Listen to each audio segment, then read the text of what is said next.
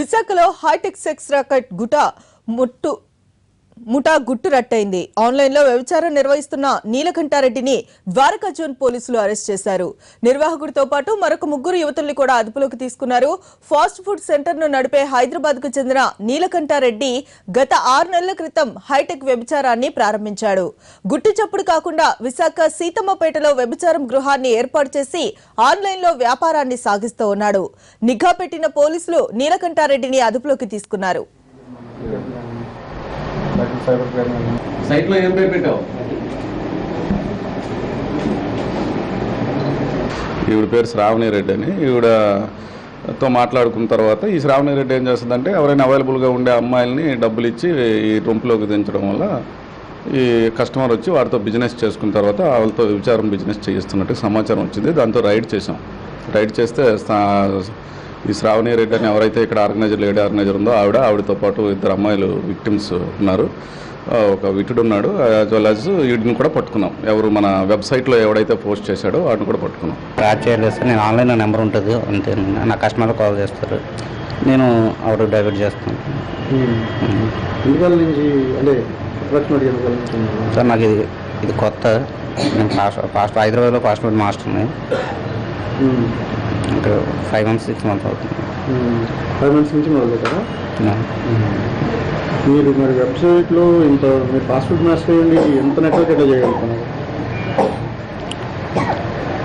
ఎంత నెట్వర్క్ ఏముంది సార్, నాది ఓన్లీ సింగిల్ నెంబర్. ఇంకా చాలామంది ఉన్నారు, నా ఓన్లీ ఒక్కరినే.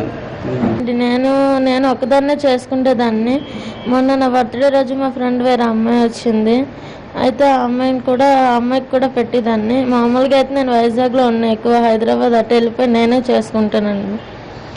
ఎప్పుడు ఇక్కడ నెలకు 10 రోజులు అలా ఉంటాను. అలా ఉండేటప్పుడు అతను కాల్ చేసి పంపిస్తుంటాడండి. విశాఖలో ఆన్లైన్ సెక్స్ రాకెట్ ముఠా గురించి పూర్తి డీటెయిల్స్ ని మా ప్రతినిధి రవిచంద్రని అడిగి తెలుసుకుందాం. రవిచంద్ర, చెప్పండి, ఈ కేసు గురించి పూర్తి డీటెయిల్స్ ఇవ్వండి.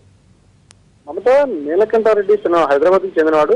గత 6 నెలలుగా సీతంపేట కేంద్రంగా ఒక సెక్స్ వర్కర్ తో సంబంధాలు పెట్టుకుని ఆన్లైన్ లో హైటెక్ వ్యభిచారం నిర్వహిస్తుండగా పోలీసులు నిఘా పెట్టి పట్టుకున్నారు. అయితే ఈ ఘటనలో ఇప్పుడు నీలకంఠారెడ్డి ఏవన్గా ఉన్న అతనితో పాటుగా మరో 3 యువతులను కూడా అరెస్ట్ చేశారు. ఈ కేసుకు సంబంధించినంత వరకు నీలకంఠారెడ్డి గత చరిత్ర చూస్తే అతను కేవలం ఒక ఫాస్ట్ ఫుడ్ నిర్వాహకుడిగా పనిచేశాడు. అతనికి ఈ ఆన్లైన్ వ్యవహారాలు నడిపించే అంత సత్తా ఉందా లేదా అనే కోణంలో పోలీసులు దర్యాప్తు చేస్తున్నారు. నిందితుడికి ఎవరు సహకరిస్తున్నారు, ఆన్లైన్ ఎక్కడి నుంచి ఈ వెబ్సైట్ రన్ అవుతుందనే కోణంలో కూడా పోలీసులు దర్యాప్తు చేస్తున్నారు. మొత్తంగా నీలకంఠారెడ్డి ఘటన బయటకు వచ్చిన తర్వాత ఈ హైటెక్ వ్యభిచారం వెలుగు చూసిన తర్వాత పోలీసులు స్పందన కూడా మారేటట్టు కనబడుతుంది. ఇప్పటికే అనేక మంది అంటే ఏదైతే వెబ్సైట్ ఉందో వెబ్సైట్ లో కాలేజ్ స్టూడెంట్స్ కానీ లేకపోతే ఇండివిజువల్ అమ్మాయిలకు కూడా కావాలంటే మమ్మల్ని సంప్రదించేటట్టు కొన్ని ఫోన్ నెంబర్లను కూడా డిస్ప్లే చేయడం జరిగింది. ఈ క్రమంలోనే ఎవరెవరు ఈ నీలకంఠారెడ్డి బాధితులు ఉన్నారు, ఇంకెవరైనా ఈ వలలో చిక్కుకుని ఉన్నారా అనే కోణంలో కూడా పోలీసులు దర్యాప్తు చేస్తున్నారు. ప్రస్తుతానికి నీలకంఠారెడ్డి మీద విచారణ కొనసాగుతుండగా మరో 3 యువతులు అయితే అదుపులో ఉన్నారు. వాళ్ళు కూడా ఎవరైతే బాధితులు ఉన్నారో బాధితులిద్దరు కూడా శ్రీకాకుళం జిల్లాకు చెందిన వాళ్ళుగా పోలీసులు ప్రాథమికంగా నిర్ధారణకు వచ్చారు. మొత్తం ఈ సెక్స్ ర్యాకెట్ కి సంబంధించి ఎవరెవరు ఉన్నారో దాని మీద పూర్తి స్థాయి విచారణ కొనసాగిన తర్వాత మరిన్ని విషయాలు వెలుగు తీసే అవకాశం కనిపిస్తుంది. Mamata, right, thank you Ravichandra.